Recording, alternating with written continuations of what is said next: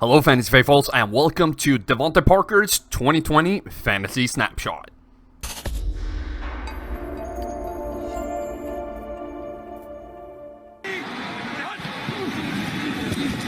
Tannehill, touchdown. DeVante Parker beats Devin McCourty. In 2020, the Miami Dolphins and DeVante Parker will be facing a group of teams that last year gave up 539 fantasy points to wide receivers in PPR, 19th most in the NFL, with 12.8 yards per reception and 15 touchdowns on average. Breaking down his receiving, we see that Parker is extremely reliant on deep targets. His scoring has almost nothing to do with shorter passes, with no short zone above 26%. It's interesting though that he's targeted that much over the short middle, and he just passes the benchmark in the catch rate in left and middle short zones while being well below to the right. That's just crazy bad, and to be honest, he's not that great deep either, only being stellar in 2 out of 3 zones. No, instead it's all about gaining a ton of yards every time he catches the ball, because he won't be catching it too often.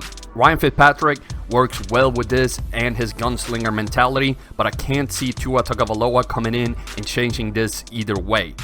The opponent that fits his strengths the best is the Arizona Cardinals. They gave up 10.2 yards per catch, and opposing receivers had a catch rate above 79% in the short zones, so be sure to start him in DFS for that game. I would like to take a second to remind you to hit that like button, leave a comment what you think about this video, and subscribe to the channel.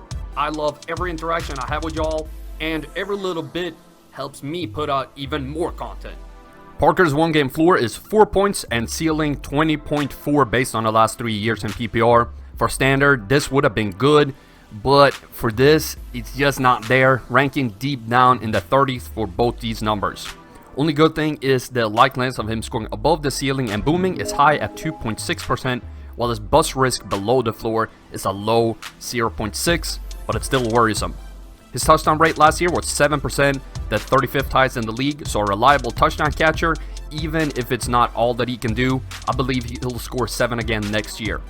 Based on my market share study, I have him predicted for 108 targets and 68 receptions in 2020, with more receivers back healthy in Miami and Tua taking over after 6 weeks.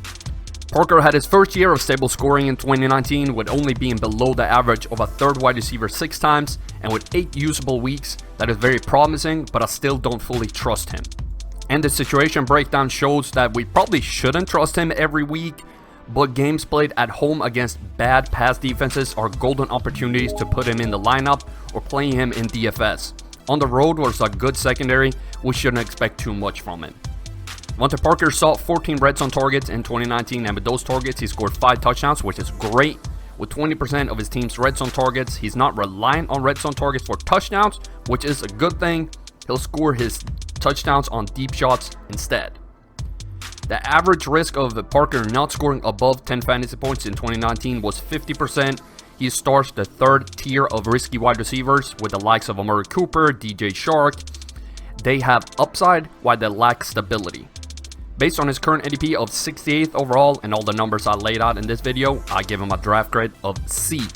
So in conclusion, I still can't trust DeVante Parker to be a consistent fantasy contributor, even if Tua plays or if it's magic. If you draft him, know what you're getting.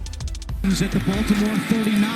Tannehill play action. Has some time. Deep shot for Parker. Touchdown!